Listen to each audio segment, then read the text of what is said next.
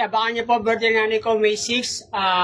Ang edad na po ng nanay ko noon ay 85. Panalangin niyo po na maging malakas pa nanay ko. Umabot pa sa edad ng 85.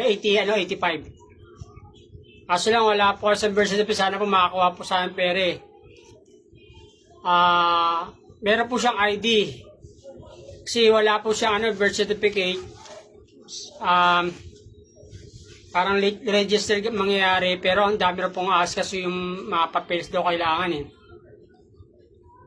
85 na po siya. Sana makakuha nga po siya ngayon. Ngayon pag nag-85 siya eh. Para pandagdag na rin para sa gastusin namin sa bahay. Wala pong birth certificate. Meron naman po rito yung voters ID lang na certificate. Voters ID ba yun? Certificate ID ng voters.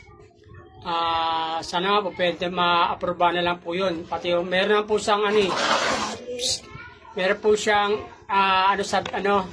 sa ID niya na senior na kung kailan siya pinanganak, 1940 po siya pinanganak. Kaya mag-80 na po siya.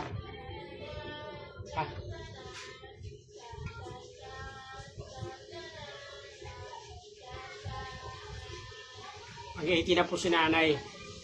Sana po ma-aprobahan yung niya, yung pension niya na nakakuha siya sa pagka-85 niya po. Kain po tayo.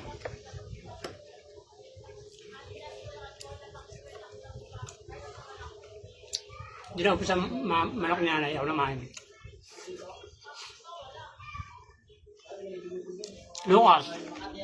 Lucas Arlene, pizza ko pala yan. At po sa mga taga-Pasay, nanonood, yan, si nanay. Kita-kita po tayo, mga pizza ko po tayo, makarating kayo sa birthday ni nanay.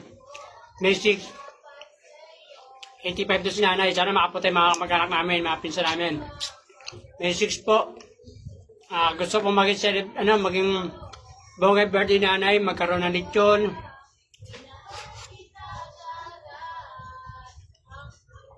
Po may magbigay ng lechon. 85 po niya nanay. Abangan niyo po yan mga taga-subaybay natin. Abangan niyo po yung birthday ni nanay.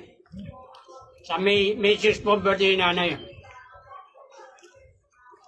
Yan po naman po, abang lang din kayo. Pero kung may mapupunta po, dito lang po gaganapin sa bahay.